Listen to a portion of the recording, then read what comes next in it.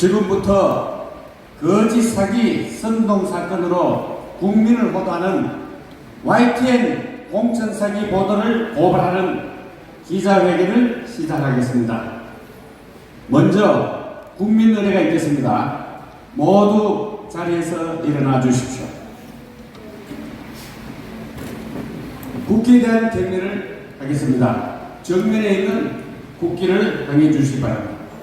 국기에 대하여 경례!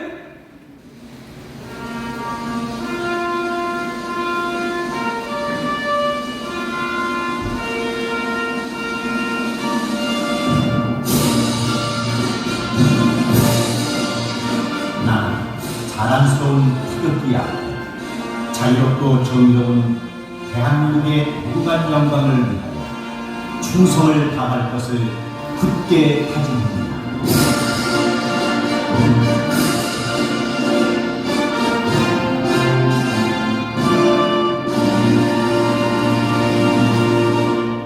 바로 이어서 애국가 제청해 있겠습니다. 애국가는 1절에서 4절까지를 1절에 담아서 힘차게 불러주시기 바랍니다.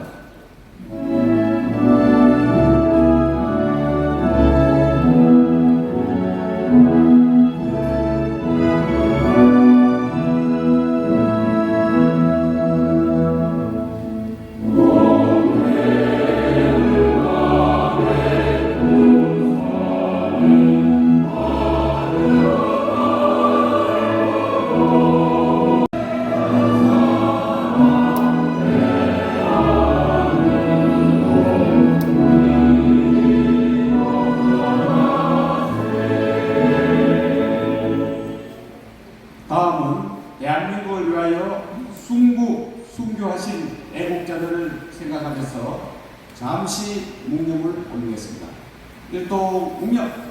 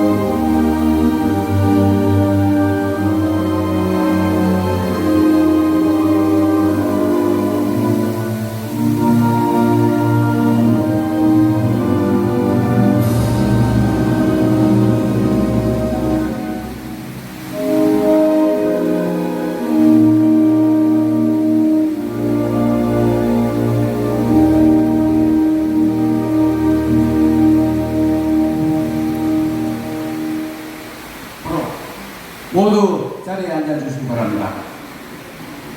나라가 백척간도에 섰을 때 정말 이 나라가 어디로 가요? 방향을 잡지 못할 때 홀로 나와서 목숨을 걸고 다가온 애국체를 이끌어서 정권교체를 기록하신 국민혁명 의장님이신 정공 목사님 죽이기가 곳곳에서 자행되고 있습니다. 심지어는 김정은이까지도 제일 타켓으로 삼아서 이분이 없어지면은 바로 이 나라가 연방대로 갈 수 있는 토대를 만들 수 있는데 하는 그런 아쉬움을 가진 자들이 모두 나와서 이 위대한 정공 목사님을 죽이려고 하고 있습니다. 그 일환으로 지금 곳곳에서 이런 것이 벌어지는데 특히 이번에 거짓 사기 선동 사건으로 대한민국 국민을 선거 직전에 보도하고 있는 이 보도에 대한 YTN 보도를 규탄하는 그리고 진실을 말하는 기자회견 자리를 마련했습니다. 우리 정공 국민혁명 의장님을 모시겠습니다. 큰 박수로 맞아주십시오.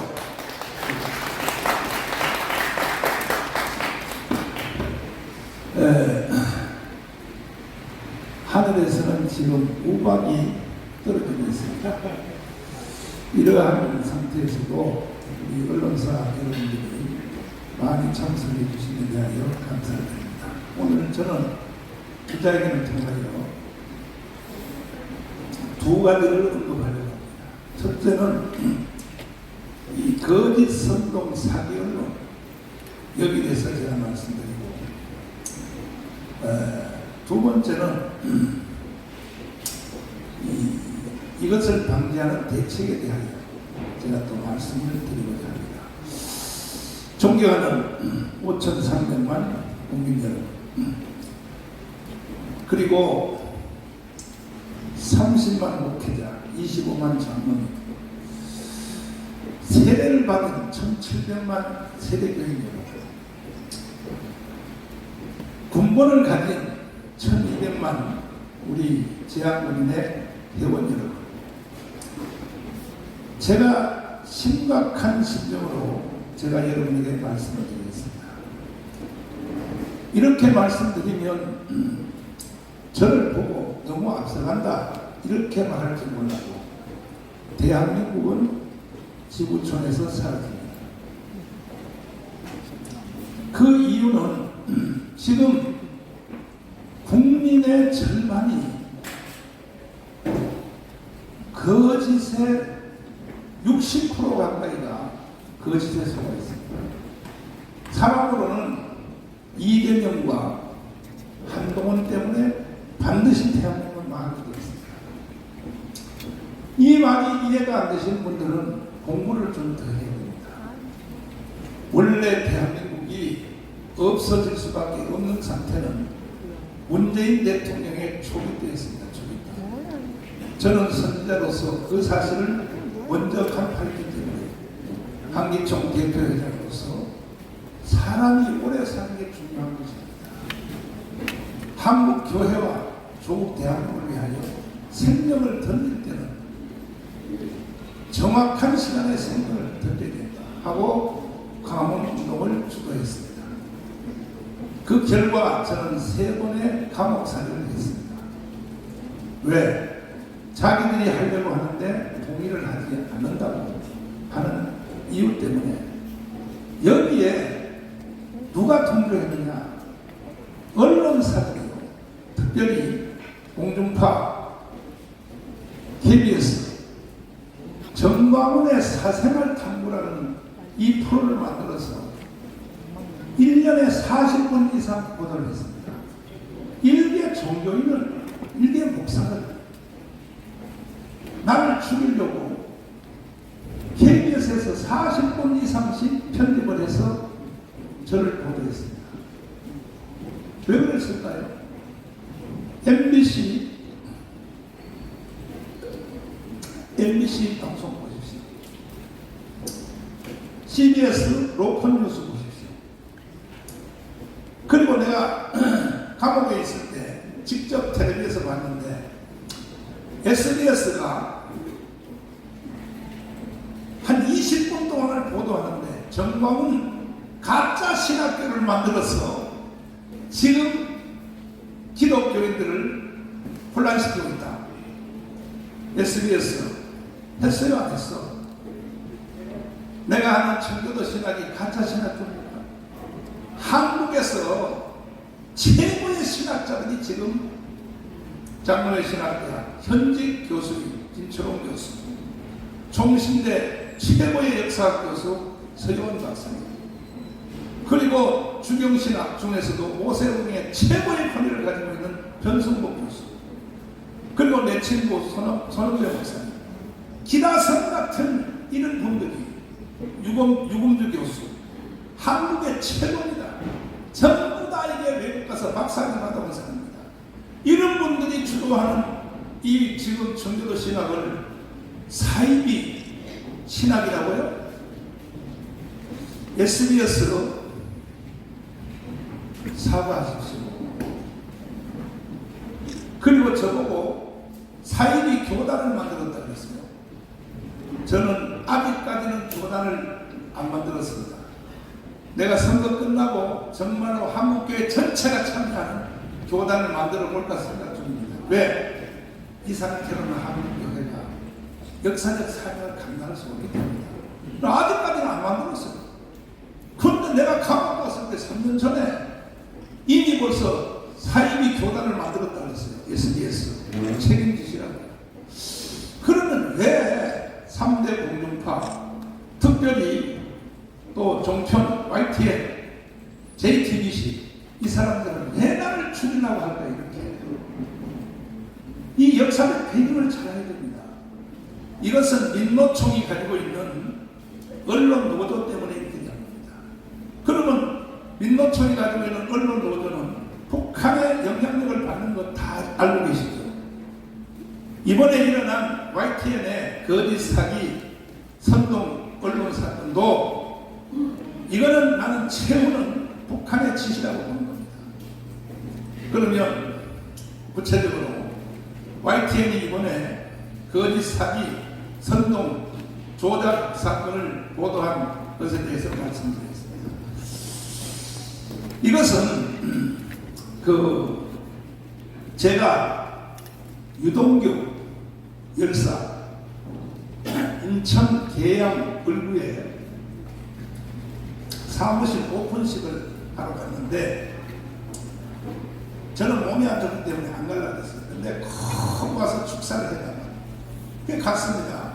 갔더니 우리 여기 대북권 조직의 총책임자 되는 김종대 목사님이 저한테 한 말이, 여기에 안수기도를 받은 사람이 있으니까 안수 한번 해주십시오. 김종대 목사님이 제안을 했어요. 그러니까 내가 어디 있냐니까 바로 옆에 있다는 거야. 그것도 안수 안 해주면 정강훈 교만하다 뭐하다 이런 말을 하도 공개하기 때문에 몸도 불편한데도 불구하고 내가 안수기도를 했습니다. 했더니 안수 끝난 뒤에 그 영상이 지금 나오고 있어요. 내가 안수하는 영상 보십시오. 나왔죠? 안수 끝났더니 봉투 하나를 노란 봉투입니다. 우리가 쓰는 흔한 봉투도 아니에요. 노란 봉투에 두께로 봐서는 내가 볼 때 현금으로 100만 원 아니면 100만 원 거의 맞을 겁니다. 200만 원도 안 돼요. 그것을 저한테 넘겨줬어요. 저는 뭐 거의 기계적으로 제가 헌금을 받거나 기도해주고 받으면 바로 나는 수행기서의 남순앱이 넘깁니다. 봉투 열어보지도 않습니다. 금액이 얼마인지도 나는 압니다. 거기 쓴 글지도 압니다. 이것이 제가 사역하는데 아예 굳어진 습관입니다. 남순이 좋습니다. 이것이 이제 그 공천 헌금을 받았다는 그 전문대 줬더니 이분들이 그때부터 집요하게 우리 공천심사위원장 되는 그 김학성 교수님에게 접근을 했습니다. 접근해서 김학성 교수님이 나한테 이렇게 말했어요. 여기에 돈을 7억을 헌금한 사람이 있으니 그 사람을 공천해야 될지 목사님 한번 판단해 보세요. 내가 담임연수에서 김학성 교수님에게 이렇게 말했습니다. 깜빡하고 싶어?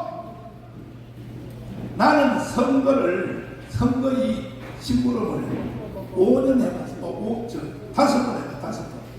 20년 이상 해봤어. 우리가 만든 이 자유통일당은 제가 만든 게 아닙니다.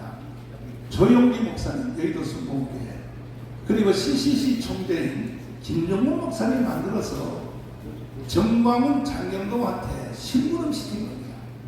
저는 오늘까지 당에 대한 직분을 맡아본 적이 없습니다. 25년 동안에 밑바닥에 심부름을 했습니다. 저는 모든 것은 어른들이 결정 다 하고, 이 선거철 때 되면은 비례대표 후보자도 저는 쳐다보지도 못해요. 다 어르신들이 살아있을 동안에 어르신들이 이름을 다 쓰고 있어요. 그리고 나는 기계적으로 수행할 수밖에 없었어요. 이제는 돌아가셨으니까 이제는 내가 조금 관여할 수 있습니다. 자, 그러면 그래서 김학성 공천위원장한테 깜빡하고 싶냐고 말이야. 정신 똑바로 차리라고 그랬더니 이거는 절대로 그 제안을 받아들여도 안 되고, 받아들이면 감옥 가. 내가 선거를 25년 해왔는데 이거는 이렇게 하는 것이 선관위의 지시야. 뭐냐? 일단 후보자가 다 결정된 뒤에 후보자 회의를 해야 돼. 왜 내가 25년 해봤으니까. 그리고 선관위 지침을 따라서 내가 잘 알고 있습니다. 그래서 지난 선거에는 이 후보자 회의를 로버스 법무법인 김성규 장관 사무실에서 했습니다. 왜? 법무장관 출신이니까 그분이 감독하에 회의를 했습니다. 이번에도 구주화 변호사님을 딱 참석시켜서 공천자 회의를 했습니다. 그리고 선관위가 저한테 가르쳐 주신 그대로 진행했습니다. 자, 짧습니다. 우리 군소 정당은 재정이 부족하고 선거를 이걸 할 힘이 없다. 지금도 선거하려면 50억 가까이가 돈이 필요한데 이렇게 말하면 이거 안 해보신 이 언론사들은 뭐한 데서 50억이 필요하냐. 최하입니다. 최하. 선거 안 하면 안 했지. 50일 없이 선거 불가능합니다. 첫째는 집집마다 3,500장을 넣는 인쇄물입니다. 그 돈이 얼마인지 압니까? 15억 듭니다. 15억. 그 돈만 해도. 그 다음에 선거 토론회 KBS 또 MBC 거기 나가는데 한 번 나가는데 5억씩 듭니다. 5억씩. 그 외에도 수없는 돈이 들어요. 최소한 50억이 들기 때문에 내가 이것을 후보자 회의하는데도 나도 관여할 필요 없지만 이걸 아는 사람이 없어요. 그 김학선 교수님, 목사님이 사회를 좀 해달라고 해요. 왜? 이분은 헌법학자요. 교수 사회에서 폐쇄된 사회를 살았기 때문에 선거에 대해서 전혀 몰라요. 좋다. 내가 사회 해준다. 그래서 우리 교회 구원성전에서 사회를 시작했습니다. 길게도 안 했어요. 짧게. 선거 치르려면 50억이 필요한데 이것은 선관위의 인도에 따라서 선관위의 설명에 따라서 진행하는 것이다. 여기에 십시일반으로 비례대표에 여기에 추천되신 분들은 각자가 감동되는 대로 써내라 그랬어요. 특별 당비에 써내라 그랬더니 한 사람도 돈 안 쓰겠어요. 왜? 우리 후보들은 실력은 한국 최고입니다. 그러나 돈은 없어요. 이 사람은. 만약에 내가 돈을 바라보고 후보자를 이렇게 추천하거나 했으면 돈 있는 사람 데려오라고 하겠죠. 내가 돈 없어요. 그러니까 한 사람도 안 써냈습니다. 그래서 후보자 회의를 마치고 당회장실로 들어갔더니 바로 이번에 사기 공천의 주범 되시는 그 부부가 둘이 내 방에 딸이 들어왔어요. 들어와서 하는 말이 이게 이제 사기입니다. 뭐냐? 저도 20년 해본 경험이 없었으면 딱 걸려들 뻔했습니다. 이 5억의 돈을 이제는 7억에서 5억으로 나눠졌어요.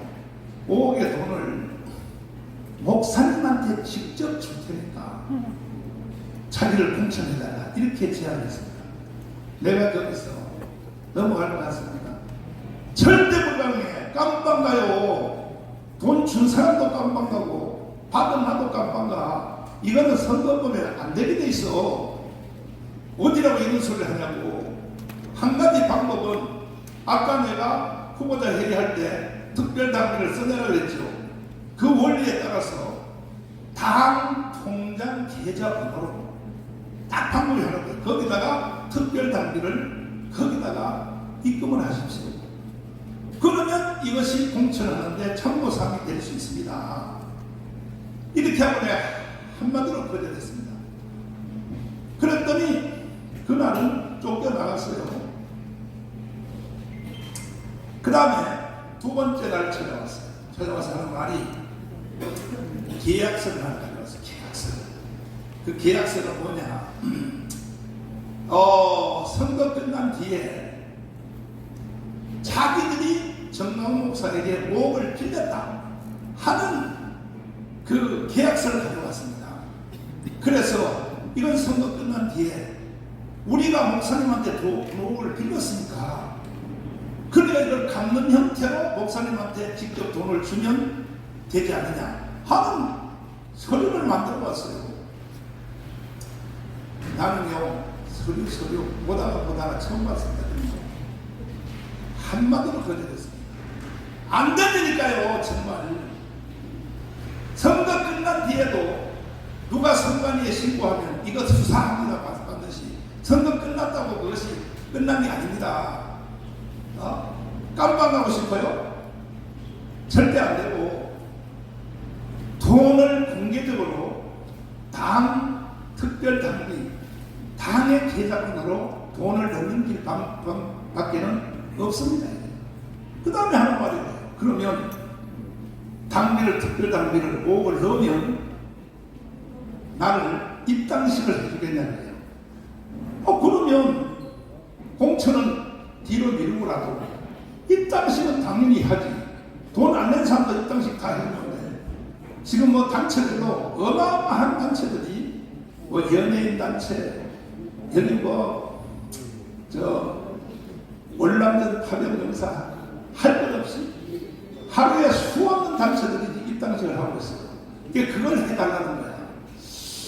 그래서 그거야 쉽게 해줄 수 있지 하고, 그 다음날 제가 당사를 갔습니다. 입당식을 하기로 갔습니다. 갔는데 이 사람들이 나타났어요. 나타나서 한 말이, 목사님 약속대로 입당식을 해주세요. 그래서 내가 특별당비 5억을 당 계좌번호로 넣었어요. 안 넣었대요. 그럼 불가능해. 왜? 지금 여기에 후보자로 나온 사람들은 다 물질적으로 또 시간적으로 강원 예비운동에 목숨을 건 사람들이야. 다 이 사람들. 모든 후보들은. 근데 어느 날 느닷없이 와서, 아니 나를 그것도 처음에는 1번 해달랬어. 1번. 그거는 불가능하다. 그것도 불가능하다는 말은 내가 한 것도 아니야.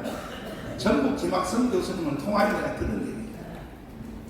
그랬더니 또 3번도 힘들다. 왜? 그러면 후보자들의 이게 공정성이 무너지지.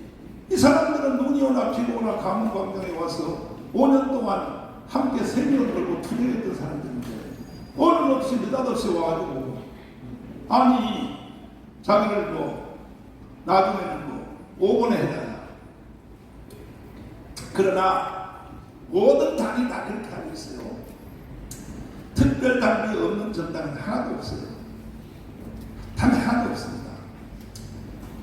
그래서 특별당비를 내면 이것이 당의 기여도에 참조가 되므로 다른 후보들이 수긍한다는 거야.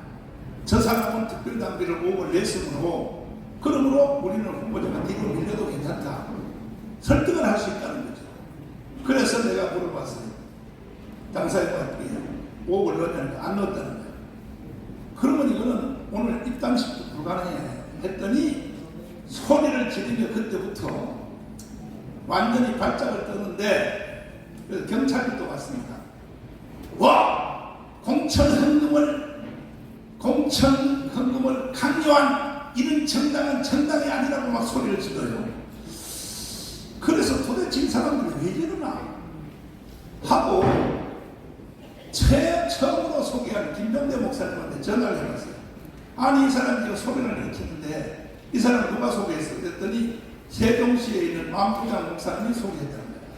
그 사람한테 빨리 알아봐. 이 사람의 정체가 누군가. 알아봤더니 이 사람들이 왜 남들이 그냥 돈도 안 내도 누구든지 하면 우리는 당원 하나가 아시기 때문에 다 입당식을 해주는데 왜 그렇게 입당식을 거대하게 하기를 원했는가. 정체가 드러났어요. 이 사람들은 작년 3일절 때 일장기를 자기의 그 아파트에 바깥에 보이는 거기다 일장기를 개양했다가 대소란을 일으킨 바로 이 사람들입니다. 보십시오. 여기 이 사람입니다. 그래서 그때에 YTN이 거기 출동을 했습니다.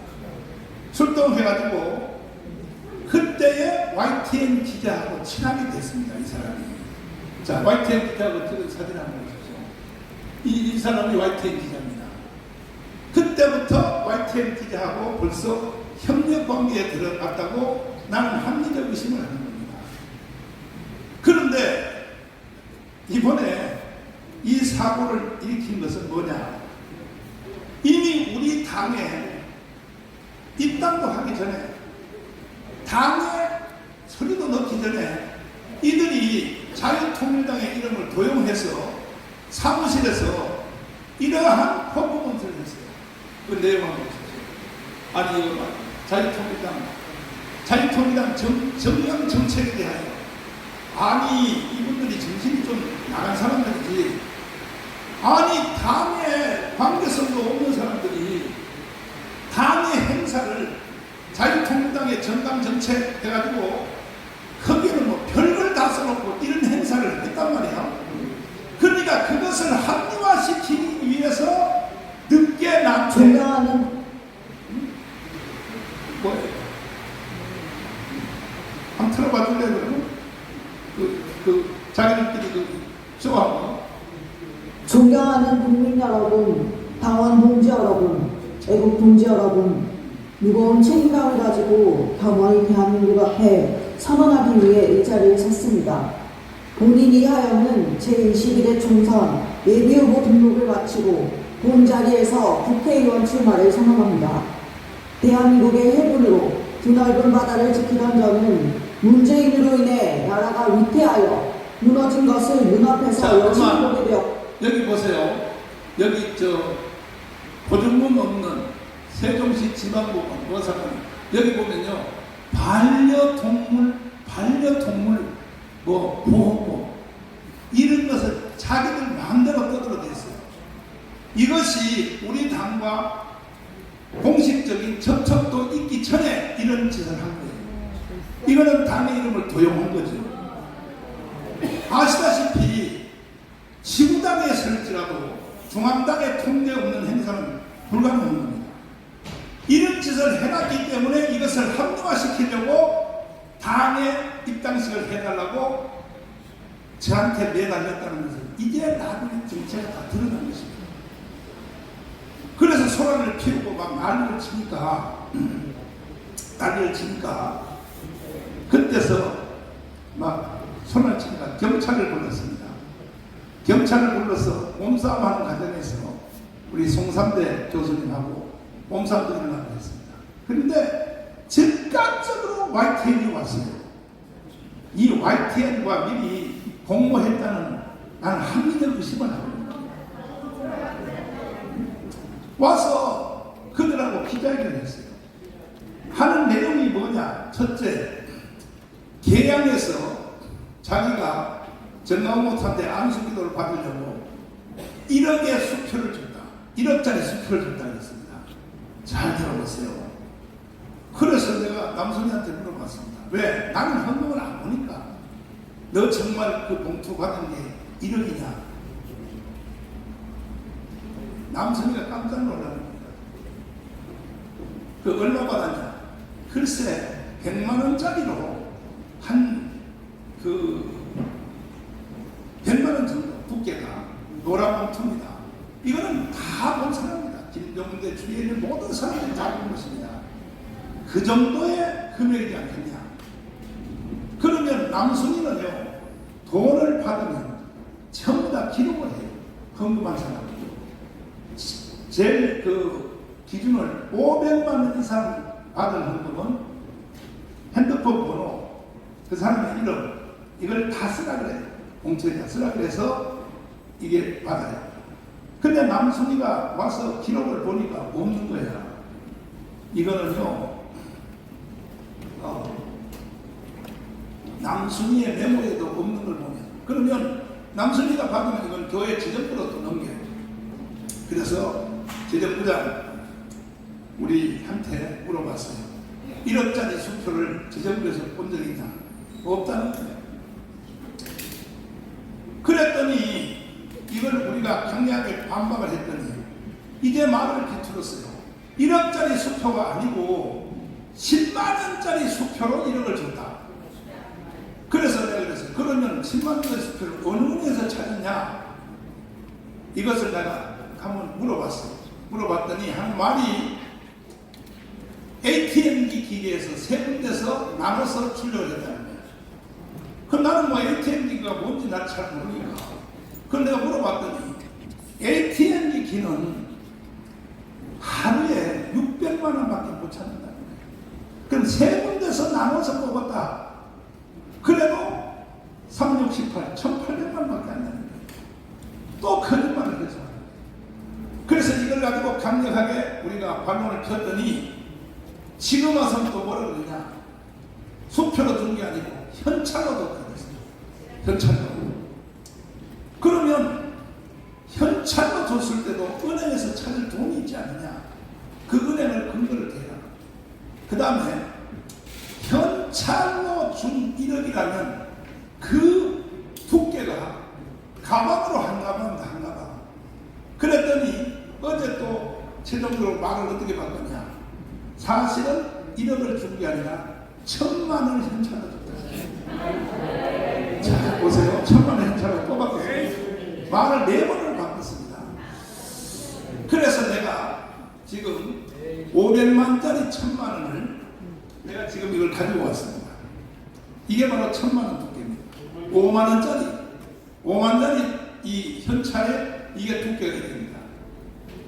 그런데 그가 암수기도 할 때 나한테 넘겨준 그 봉투는 이 정도의 절반도 안 됩니다.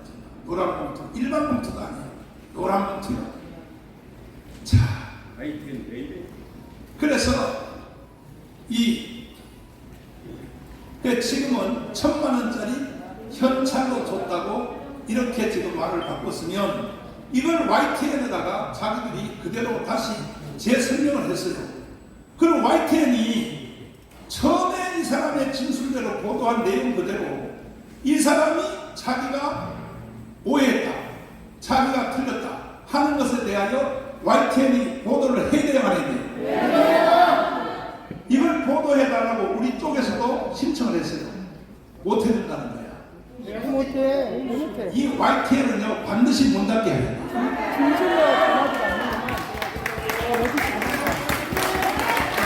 아니 거짓 사건을 보도하고 선동하고 전 국민들로 하여금 정광 목사를 죽일 놈이라고 그렇게 보도했으면 반론 보도권도 줘야 될 거 아닙니까? 그 돈도 반론도 내 말도 아니고 처음에 사건을 익힌 바로 이 사기극을 주도한 이 부부가 YTN한테 내가 그것은 말을 잘못한 거니까 1억이 아니고 1,000만 원이다. 수표가 아니고 현찰이다. 이렇게 새로 보도해달라고 이 당사자들이 주범들이 YTN한테 요구를 했는데도 YTN이 못해준다. 진짜한테 돈 먹었나? 이것이 언론입니까? 이미 YTN은 이 YTN은 범죄 집단의 언론입니다. 이 사건이 일어나기 전에도 지나간 1년 동안에 10년 동안에 우리 교회 사태를 완전히 사기로 보도를 했습니다. 특별히 JTBC 정광 목사가 주민들을 협박하여 500억을 뺏었다. JTBC 왔나 여기? 안 왔겠지. 아니 모든 언론이 실수도 할 수 있어요. 거짓 보도도 할 수 있으나 같은 시간에 같은 내용으로 같은 반론의 시간의 길이를 상대방한테도 줘야 되는 거 아닙니까? 그래야 여러분들의 실수를 줄일 수 있잖아요. 정다운 목사 하나에 대해서는요 일방적으로 보도해버려요. 심지어 신창원 같은 살인자의 그 말도 수갑 차고 들어갈 때 반론의 기회를 줘요. 왜 이런 일을 했습니까? 그 바로 살인자인데 돼요. 그러면 사회가 불공평해서 나는 정의감을 했습니다. 말도 안 되는 말을 해도 언론에 그대로 보도해요. 왜? 대법원의 재판이 이루어지기까지는 무죄 추정의 원칙입니다. 그러니까 살인자도 반론의 기회를 주는 거예요. 그런데 정강 목사한테는 왜 안 줍니까? 내가 대한민국 공간에 72생을 살면서 애국운동 40년 50년 하면서 내가 대한민국에 그렇게 나쁜 짓을 했습니까? 모든 언론사들 잘 들어보세요. 제가 강운동 안 했으면요, 공부 좀 하세요. 대한민국은 북한의 연방제로 넘어갔습니다. 북한의 연방제로 넘어간 상태에서 언론이 존재합니까? 5,300만 국민 여러분, 여러분들은 첫째로 하나님께 감사하고 두 번째는 정광훈 목사한테 감사해요. 정광훈 목사가 강운동을 비가 오나 눈이 오나 5년 동안 주도 안 했으면 대한민국은 북한의 연방제로 이미 넘어갔어요. 특별히 100만 공무원 여러분, 청와대에서 근무하는 350명의 비서관 여러분, 당신들은 사실을 제대로 알아야 돼요. 정광훈 없는 대한민국은 없는 거예요.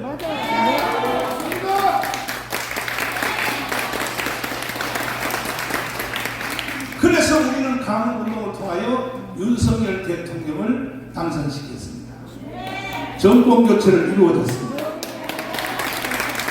그래서 대한민국이 지금 존재돼 가고 유지돼 가고 있는 것입니다. 완전히 이긴 게 아닙니다.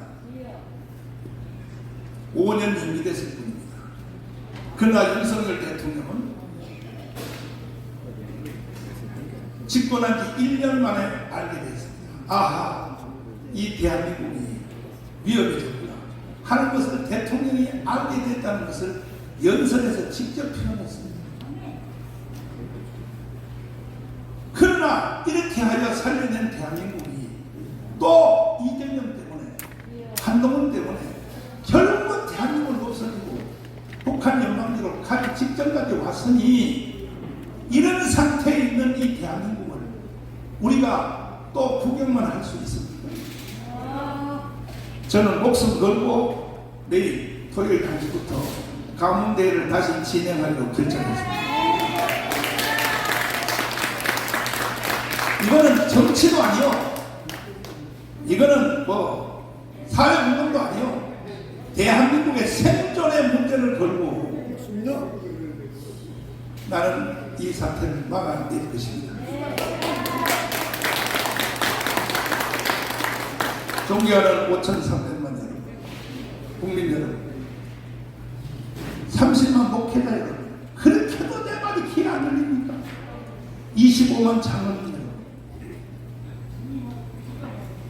1,200만 군번 가진 여러분, 100만 공무원 여러분, 다시 말씀드릴게요.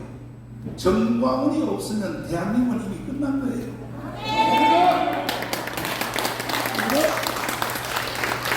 당신들이 100만 공무원을 어디서 해먹어? 끝난 거예요. 이런 것도 제대로 사실대로 모른다면 다 사퇴하세요. 다 사퇴해. 다 사퇴하시고 북한으로 가라고요. 그래서 우리는 자랑스러운 세계 제6위 경제대국이 된 대한민국을 절대로 우리는 북한의 연방대로 넘겨줄 수 없고, 이재명의 차선을 통하여 밝힌 그대로, 첫째, 주한미군 철수. 주한미군 철수하면 돼요? 그런데 이재명을 지지하는 사람들이 60%, 전 국민에. 아니, 돌았죠. 돌았어. 국민들이 돌았죠. 그걸 어떻게 지지할 수 있습니까? 그러나 나중에 선거 끝난 후에, 대통령 선거 끝난 후에 이재명을 찍은 사람한테 여론조사 했어요.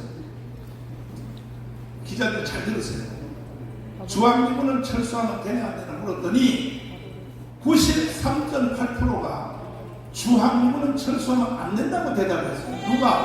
이재명을 찍은 그들에게 설문조사를 해봤더니 주한미군 철수하면 안 된다는 거예요. 그러면 몇 찍었냐 그랬더니 모르고 찍었다는 거예요. 그 모르고 찍은 경험이 한 번 있으면 이제는 정신을 똑바로 차리고 내가 어느 정책에 줄을 서야 되는지, 어느 정책에 동의를 해야 되는지 이제는 알아야 될 거 아닙니까, 국민들이. 지금 또 이재명 사기를 당한다고 줄을 서고 있어요. 국민의 60%가. 두 번째는 연방제 통일입니다. 이재명의 자선을 한번 읽어보세요. 그런 것도 안 읽는 사람들이 무슨 기자를 합니까? 이재명 속에 뭐가 들었다는 것을 파악도 못하시는 분들이 뭘 KBS, SBS, MBC 기자를 왜 합니까? 그런 걸 기초상식도 모르시는 분들이. 내가 하도 깐죽거리고 해서 주진우 기자, 좌파 쪽에 나는 그쪽에 대부라고 봅니다. KBS를 이끌었던 주진우 기자를 데리고 여하가에서 맞짱 토론을 내가 3번 했어요. 이야, 나는 좌파의 이론가들이 뭘 아는 줄 알았더니 깡통이야, 깡통. 연방제 통일이 뭔 말인지 모르고, 고려 연방제가 뭔 뜻인지 모르고, 낮은 단계 연방제가 뭔 뜻인지 모르고, 나는요, 좌파 언론인들이 저렇게 앞뒤가 꼭 막혔다는 것을 주진우를 통하여 알고 있어요. 주진우는 그래도 사람이 인간성이 괜찮아서 KBS의 진행자로 있을 때 저를 불러서 저하고 토론했어요. KBS 가서 했어요. 제가 MBC 왜 나를 안 부릅니까? SBS 왜 나를 안 부릅니까? 뭐가 겁나서 저를 못 부릅니까? KBS 왜 나를 안 부릅니까? 우파 진지에 외람되지만 최고의 이론가는 정강훈 목사입니다.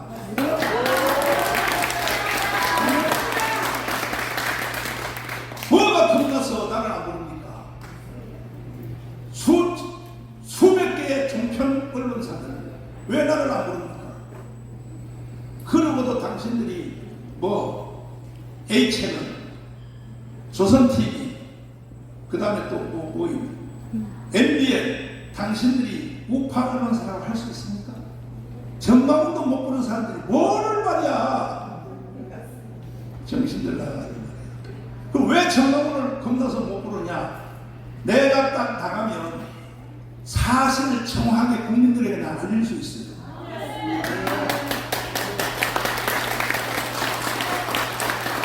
내 전문가목이에요, 전문가목. 연방제 통일이 뭐며, 낮은 단계가 뭐며, 고려 연방제가 뭔가. 저는 한국 근대사에 대해서 통달한 사람들, 통달. 이승만과 박헌영의 싸움이 뭐일 것이며, 6.25 전쟁이 왜 일어났으며, 모든 것에 대해서 나는 설명할 수 있어요. 그러니까 겁나서 나는 못 부르는 거예요, 겁나서. 그렇게 국민들을 길을 가리고, 눈을 멀게 하고, 이렇게 계속 하기를 원하십니까? 그렇게 하려면 북한으로 가세요, 북한으로. 빨리 가자. 자, 그래서 저는 마지막 결론으로 오늘 선포합니다.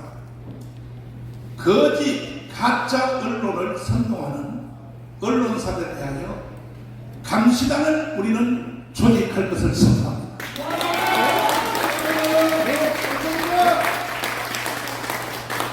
뉴스, 평론, 모든 것에 대하여 사실대로 하지 않고 거짓대로 합니다. 특별히 헌법을 거스리는 식으로 보도를 하거나, 대한민국 공동체는 헌법 안에 있는 겁니다. 헌법을 거부하고 헌법을 이탈해서 평론하거나 이러한 하는 언론들에 대해서는 3가지 조치를 취하는 겁니다. 첫째, 법적 대응을 하는 겁니다. 모든 사건에 대하여 우리 변호사들이 준비 다 하고 있습니다. 반드시 사과방송하도록 법적 대응을 할 것이고 형민사상의 처벌을 할 것입니다. 두 번째로, 이 가짜 언론을 선포한 사람들은 광고주에 대하여 책임을 묻겠습니다.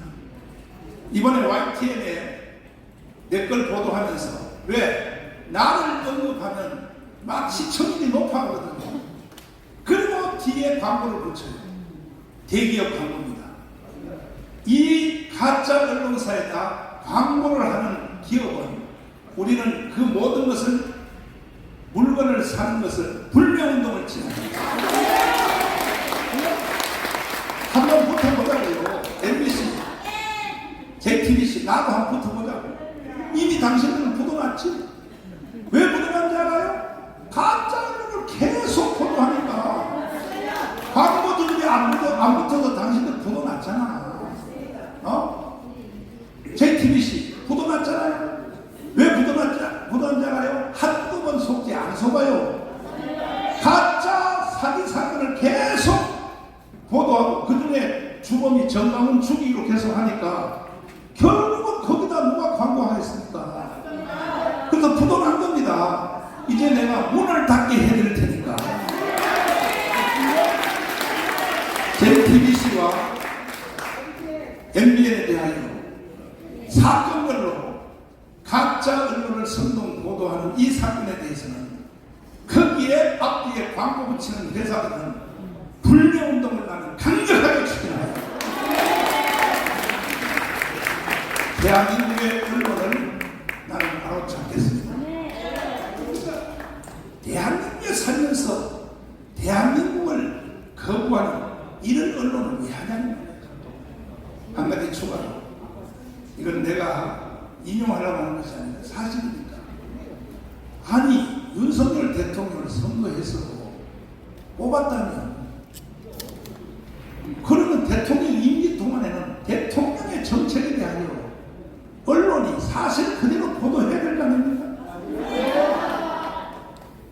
이 윤석열 대통령이 얼마나 열린 사람이냐. 출퇴근 시간에 기자들하고 직접 대화하는 이 제도를 시작을 했어요. 근데 MBC 기자가 느닷없이 질문하기를 하도 또한 질문하니까 도저히 상담을 할 수 없다. 왜? 질문 자체가 다 종국적인 질문 아닙니까? 응? 사실도 아닌 것들에 대하여 윤석열 대통령이 워싱턴에 갔을 때 이런 발언을 했다. 이런 식으로 대통령을 몰고 가니까 대한민국 언론들 중에 절반은 운타락이 되는 거야.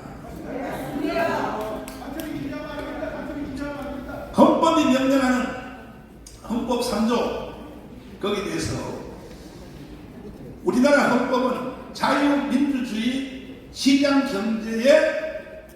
시장경제에 따르는 평화통일을 명령하고 있습니다. 그럼 헌법대로 해야죠. 왜 헌법을 거부하고 연방제 통일을 왜 지키냐?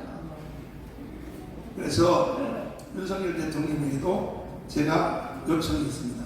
이번에 선거 이거 보여옵니다. 그리고 지지율 떨어진 거 30% 떨어진 거 그거 실망하지 마세요. 대통령. 왜? 대한민국 전체 국민들이 사기를 당하고 있어요. 그러니까 헌법 72조가 대통령한테 명령하는 이 명령대로 이번에 총선할 때에 투표를 한 번 더 하면 돼요.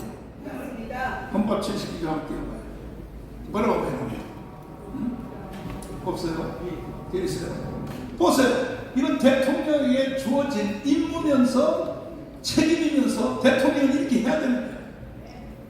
72조. 대통령은 필요하다고 인정할 때는 외교, 국방, 통일, 기타 국가 안위에 대한 관한 중요한 정책을 국민 투표에 고칠 수 있다 없다.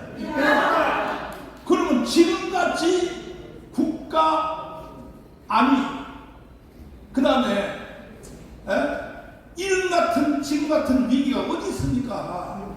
이거는요 내가 볼 때는 6.25도 위험했고 광주 사태도 위험했고 다 대구에 10월 폭동부터 전라도의 27 폭동, 제주도 4.3 폭동, 여순 반란 사건, 6.25 전쟁 다 위험했지만 지금 현재가 윤석열 대통령이 대한민국이 가장 위험한 때를 맞이했습니다. 왜냐하면 대한민국을 해체하고 이 연방대로 북한을 넘기자 이게 이재명의 자서전에 딱 적혀있죠. 그러니까 세 가지를 놓고 이번 총선에서 돈도 안 들어요. 투표용지 하나만 더 받으면 돼요. 먼저 뭐냐? 주한미군 찬성을 철수를 찬성하느냐 반대하느냐 이거부터 기표를 하고 두 번째 연방제 통일을 찬성하느냐 안 하느냐 거기에 대해서 또 표시를 하고 그 다음에 대기업 해체하면 돼야 안 돼. 그런데 지금 이재명 그걸 주장하고 있단 말이야.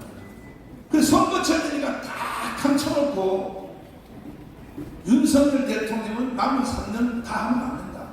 선거 끝난 즉시 윤석열은 스스로 스스로 탐해간다. 정신 나간 소리예요. 이런 것들을 한 방에 진압하는 것은 뭐냐? 윤석열 대통령이 결단이 내려야 됩니다. 두 번째는 한동훈 비대위원장님. 여기 대해서 강력하게 타격을 해야 되는데 어제부로 이제 타격을 좀 시작했더라고요. 이 개새끼 같은 한동훈 입에서는 안 나올 말이거든요. 원체 급하니까 이제 막 여기 나와요. 그 욕은 원래 내가 정했던 겁니다. 한동훈 입에서 드디어 나왔어. 몇 달 해보니까 이 인간이 아니거든. 그러니까 이 개새끼 같은 거라고 정신 못하겠다고 이제 나왔어요. 어제 한동훈 비대위원장님, 이제 내 심정은 아십니까? 요걸 하려면 진짜 하셔야 돼요. 요걸 안 해도 이 정도는 해야 돼요. 이재명, 당신 같은 사람하고는 선거 못해. 우리는 선거 보이콧할 거야. 그리고 당신의 정책부터 먼저 까발려 자선적 내용을 설명하면서 주한미군 철수, 연방제 통일, 그리고 대기업 해체, 이거부터 입장을 밝히라고 계속 한동훈이가 보고 와야 될 텐데 한동훈은 정치 경험이 없는 사람이라서 그냥 우파들만 멸망시키면 되는 줄 알고 그 사이에 국민들이 다 눈이 멀어가지고 이미 이재명한테 줄 선 사람이 60%. 이거는 한동훈이가 책임을 져야 됩니다. 지금도 늦지 않았어요. 한동훈 대표님, 내일 광화문 집회에 나오십시오. 아니 저쪽은 모든 이념으로 뭉쳐져서 저쪽에서는 다 조국 무슨 누구야 또 모든 좌파 단체, 심지어 이석기 정당이 부활한 단체들 공천을 다 그쪽으로 맞춰서 결국 결정적인 순간에 하나로 모이려고 하는데 왜 한동훈 비대위원장님 왜 혼자만 하려고 합니까? 가문은 내일 나오십시오. 아직도 안 나갔어요. 와서 연설 한번 하고 내 손 붙잡고 같이 우리는 남은 선거를 우리는 가문과 같이 한다 선포합니다. 이것만이 한동훈 비대위원장이 살 길이 유일한 사람입니다. 그러나 지난 2주 전에 발언한 것처럼 우리 국민의힘 정당은 너무 우파 쪽으로 왔어. 우파 쪽으로 와요? 아직요 국민의힘 정당이 좌파요. 좌파. 중도도 못 왔어요. 중도도. 그래서 앞으로 저 좌파 정치인들하고 같이 협력을 해야 돼요. 정신 나간 소리 하면 안 됐어요. 당신은 국민의힘 정당의 대표가 될 수가 없어요. 이것을 제대로 하려면 이승만 공부 새로 하고 한동훈 입에서 이승만 말 나오는 거 봤어요? 못 봤습니다. 이거는 범죄입니다. 범죄. 박정희 말 나오는 거 봤어요? 못 봤습니다. 이 두 말을 못하는 사람은 우파 정당의 수장이 될 수가 없어요. 다 용서해 줄 테니까 이제 시간이 없어. 무조건 내일 강원 15시까지 한동훈 비대위원장님은 꼭 나오셔서 연설 한마디 하시고 내 손 붙잡고 사진 하나 찍으십시오. 이것만이 이길 수 있는 길입니다. 이것만이 윤석열 대통령을 선거할 때 나왔던 78%의 유권자들을 투표 현장으로 불러낼 수 있는 유일한 길입니다. 우파 사람들이 지금 선거 안 하겠다고 하는 사람이 50%예요. 나가 망하는 거죠. 한동훈 책임져야 돼요. 왜 선거를 하고 싶지 않는 상태로 누가 만들었습니까? 이재명은 당연하지만은 한동훈이 이렇게 만든 거야. 그것도 사실은 경북 대구가 우파의 핵심인데 거기서 15%가 받았습니다. 거기서 15%. 그래서 윤석열 대통령이 지금 32%밖에 안 되는 거예요. 48%에 당선된 대통령이 책임져. 한동훈 대표님 책임지시고 내일 꼭 나오시길 바랍니다. 감사합니다. 감사합니다. 자, 이 바쁜 시간에도 상세하게 설명해 주신 우리 정몽원 의장님께 큰 박수 부탁합니다. 아무리 정몽원 죽이기를 해도 대한민국이 살아있는 한 정몽원 죽지 않습니다. 또한 정몽원이 살아있는 한 대한민국은 죽지 않습니다. 우리는 어떤 일이 있어도 가짜뉴스, 거짓, 사기, 선동을 뿌리 뽑고 대한민국을 지켜내고 윤석열을 지켜낼 것입니다. 다음은 우리 이동호 자유통일당 사무총장께서 보도자료를 발표해 주시겠습니다. 네, 안녕하십니까. 저는 자유통일당 사무총장 이동호입니다. 그리고 사랑제일교회 장로입니다. 오늘 YTN이 지금 편파적으로 공천 사기에 대해서 연속적으로 보도하고 있는 것에 대한 고발 기자회견이 있었는데 우리 사랑제일교회 그리고 정광훈 목사님의 입장을 발표하겠습니다. YTN의 편파 보도는 하루 이틀 일이 아니다. 최소한의 공정한 보도를 요청하는 사랑제일교회 입장은 원번이 묵살되었다. 이번에 일어난 공천 헌금 사기극도 같은 맥락이다. 이하의 1억을 헌금한 기록이 없으니 정확한 수사를 통해 명확한 사실관계를 전제되지 않는 보도는 지양해달라고 요청했습니다. 그러나 이를 무시하고 정광훈 목사가 1억 수표를 공천 헌금으로 받았다는 의혹을 연일 보도했습니다. 대부업을 운영하는 이하영 씨가 접근한 경위와 그리고 동기 그리고 인터뷰를 하려 했던 이유 등 전체 맥락에 대한 이해 없이 그저 대화에서 특정 워딩을 집중 조명하여 사실과 다른 왜곡된 편집을 하지 말아달라고 요청했습니다. 그러나 이 또한 무시됐습니다. 오히려 다른 장소에 있었던 대화 내용을 일부 왜곡 편집해서 YTN식의 결론을 냈습니다. 이하영은 사실 확인을 위해 연락을 취할 때마다 증언을 바뀌었습니다. 1억 수표 공천 헌금으로 시작해서 이젠 1천만 원 감사 헌금이라고 합니다. 1억과 1천만 원이 헷갈릴 수 있다는 것도 놀랍고 은행에서 추적할 수 있는 수표가 누구도 확인해 줄 수 없는 현금으로 바뀐 부분도 놀라운데 명백한 오보를 정정할 의향이 없다고 당당히 말하는 YTN 윤성훈 기자 입장이 가장 놀랐습니다.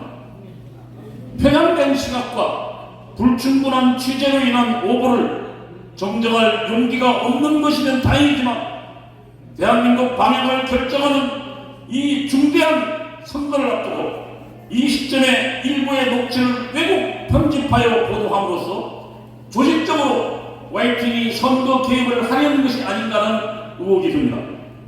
다시는 아니면 말고 식의 인터뷰 짜집기로 언론의 피해를 입은 사람들이 없도록 YTN 윤성훈 기자와 사회부장 정유신에 대해 민형사상으로 할 수 있는 모든 수단과 방법을 동원하여 강경 대응할 것이다. 이상입니다. 감사합니다.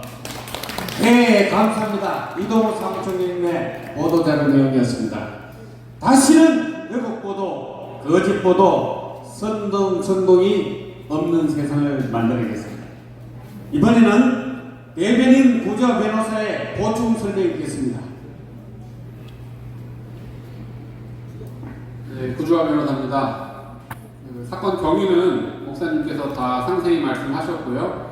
저는 법적 진행 과정과 중요 사항에 대해서 부연 설명을 드리겠습니다. 이 이하영 씨의 공천 사기극은 여러분 다 아시다시피 이미 다 밝혀졌습니다. 본인 스스로 인정했잖아요. 거짓말이었다고. 이분들이 처음에 YTN 보도에서 뭐라고 얘기를 했냐면 목사님을 처음 만난 자리에서 공천 목적으로 그들이 요구한 1억 원을 수표로 줬다. 이렇게 얘기를 하고 이게 보도로 나갔죠. 그걸 보자마자 저는 이게 바로 고소가 된다 이렇게 생각을 했고 하루 이틀 뒤에 바로 고소장을 접수했습니다. 요구한 적이 없는데 그리고 1억 원을 받은 적이 없으니까요. 그것도 공천 목적으로 줘서 받았다고 하니까 이거 완전히 명예훼손 아니겠습니까? 그래서 고소를 했더니 또 그 다음 날인가 그 다음 날에 바로 이하영 씨가 부부가 유튜브에 출연을 해서 바로 시인을 했죠. 그거는 거짓말이었다.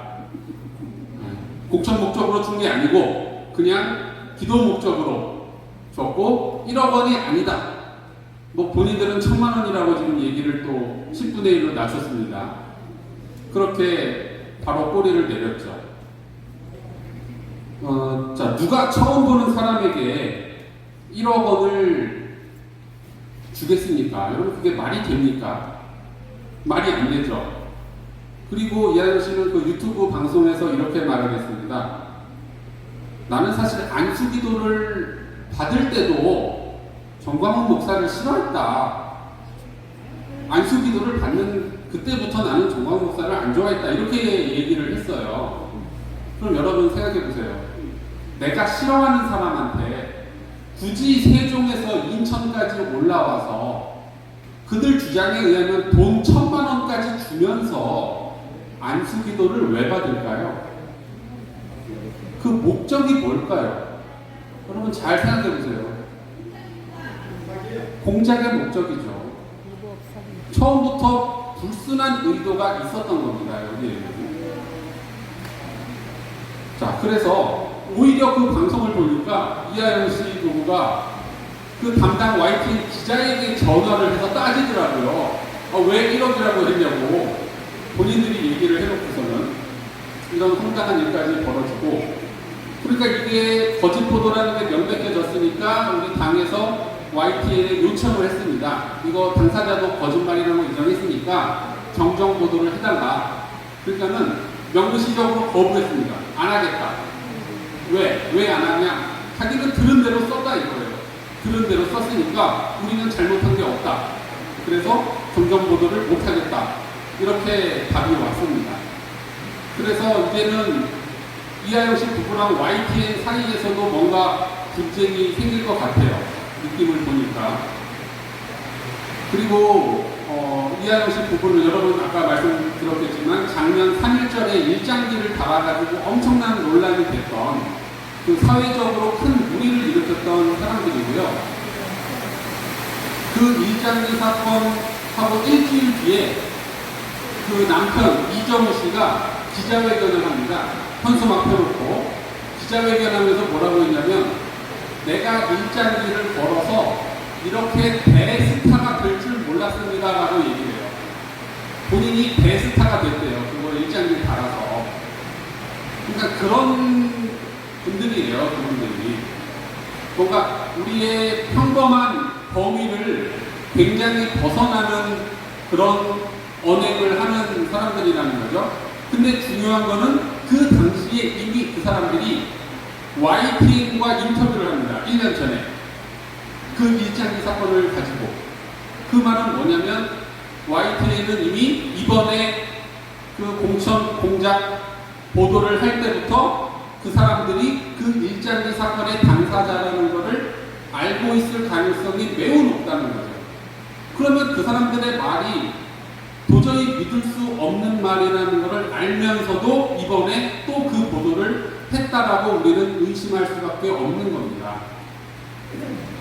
자, 저는 여기서도 놀란 게 YTN이 최초 보도를 했을 때 그 보도가 신빙성이 없다는 것을 우리보다 다른 언론사들이 먼저 알았더라고요. 다른 언론사들이 먼저 알고 아무도 그 보도를 인용 보도하지 않았습니다. 그래서 역시 언론사들이 이 눈치가 진짜 빠르구나 이거를 느꼈고요.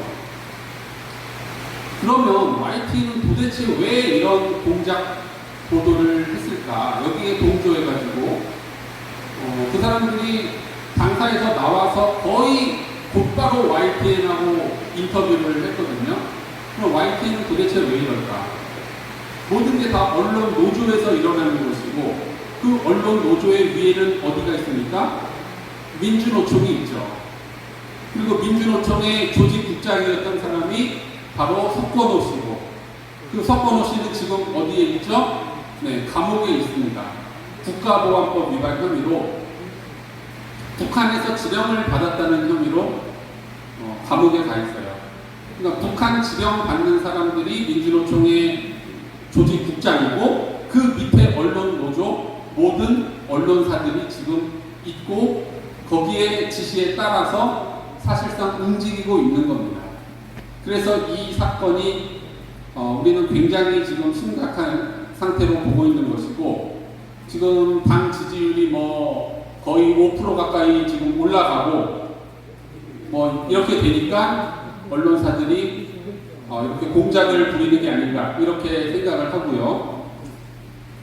앞으로 추가적인 허위 사실이 나오면 거기에 대해서는 제가 바로바로 고소장을 또 제출할 겁니다. 제가 이번에 고소장 넣으니까 바로 꼬리 내리고 거짓말이라는 걸 인정하잖아요. 그러니까 앞으로도 계속 이런 공작, 교회와 정당에 대한 거짓 보도와 거짓말에 대해서는 바로바로 제가 고소장을 넣을 것이라는 것을 이 자리를 통해서 다시 한번 말씀드리고, 또 언론사와 이하영 씨에게는 엄중하게 경고를 드리겠습니다. 네, 이상입니다. 네, 감사합니다. 우리 고조한 대변인의 말씀 잘 들으셨죠?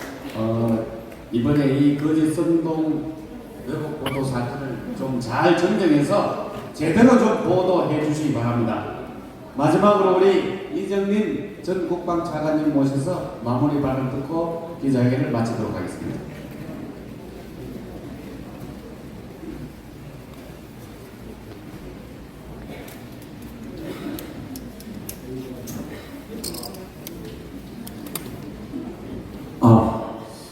제가 여기까지 나와서 몇 마디 말씀을 드리겠습니다. 저는 국방부와 국회에 관련된 일을 20년간을 했습니다.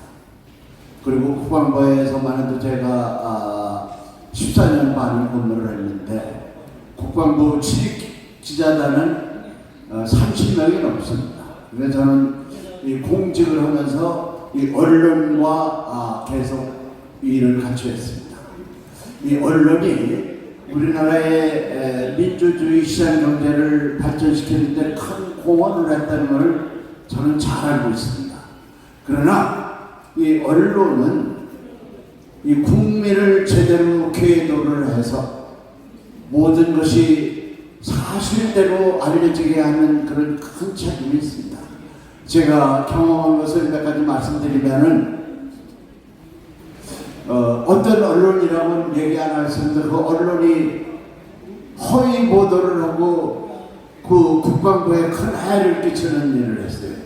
그래서 제가 그 기자는 국방부에 출입 안 하는 게 좋겠다, 그렇게 강력한 조치를 했더니 그 언론이 3일간을 국방부에서 비난하는 그런 보도를 하더니 3일 만에 꼬리를 내렸습니다. 저와 또 우리 국방부에는 정책실장을 그 언론 사장과 편집국장이 만나자고 해서 사과를 하고, 다시는 그런 기사를 안 쓰겠다. 그 대신 내가 그 기자는 한 달간 출입을 못 시키겠다. 그래서 그 다음에 막 기자를 바꾼 적이 있습니다.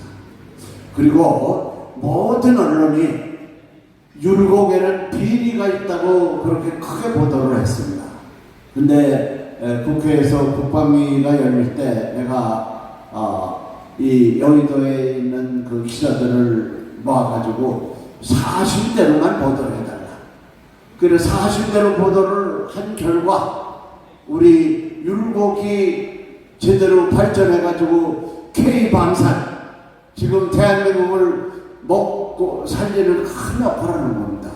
그래서 저는 이번에 이 상황을 보면서 판단을 했습니다. YTN이 이렇게 보도를 하는데 아무도 이 공조를 하는 그런 언론이 없다. 이거는 벌써 거짓말이구나. 이것은 확실한 책임 임충을 해서 다시는 이런 일이 오지 말아야 되겠다 이렇게 생각합니다. 그래서 저는 이렇게 말씀드리고 싶습니다.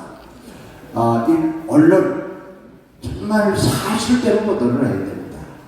그리고 과거 좌파 정부에서 한미연합사를 해체해서 미국을 철수시키려고 할 때 저는 그것을 반대하는 천만 서명에 앞장을 섰고, 또 다른 쪽에서는 한미연합사에서는 미국을 철수시킨다는 쪽, 이 MBC에서 양짝에서 저를 일주일간 그 MBC에서 5명이 취재를 한 적이 있습니다. 근데 저희 집에 MBC 5명이 왔는데 살기가 등등하더라고요.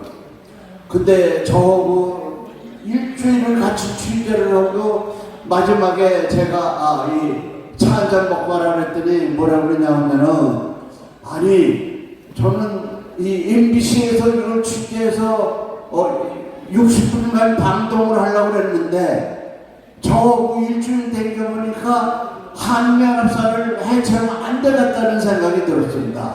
이 반대 입장에 섰다는 거예요. 그래서 제가 그렇게 말했습니다. 당신들만 그렇게 얘기하면 어떡하느냐? MBC 편집국장한테서 이걸 바꾼다. 근데 저한테 일주일 했지만 그 방송을 안 했습니다. 그래서 우리 언론 제가 말씀드립니다. 정말 우리나라가 현재 혼란에 빠진 것은 언론이 모든 것을 정확하게 보도를 안 하기 때문에 이런 좌파, 그리고 이 문재인, 이재명, 그리고 이 좌파 이 정파들에 대한 것이 국민에게 제대로 알려지지 않기 때문에 이런 혼란이 옵니다. 저는 그렇게 생각합니다. 그래서 지금 이 방송을 듣고 있는 언론인 여러분들, 정말 이승만 대통령께서 제대로 세워놓으시고 박정희 대통령께서 우리가 먹고 살도록 이렇게 맹으로는 이 대한민국을 다시 원상복구시켜서 정말 G2 각각으로 갈 수 있는, 이렇게 하는 데는 언론 여러분들의 역할이 크다고 봅니다. 지금부터 언론 정말 똑바른 보도를 해서 국민을 계도해 주시기를 바랍니다. 감사합니다. 예, 감사합니다. 방금 말씀하신 대로 나라가 제대로 가려면은 언론이 정말 제 기능을 좀 해서 국민들과 함께 하는 계기가 이번 기자회견을 통해서 이루어지기를 다시 한번 말씀드립니다. 우리 언론 정말 고생도 많지만은 꼭 제대로 좀 왜곡되지 않고 사실대로, 그리고 왜곡했으면은 바로 정정 보도하는 이런 성의를 보여서 국민들과 함께 가기를 간절하게 바라겠습니다. 이상으로 기자회견을 모두 마치겠습니다.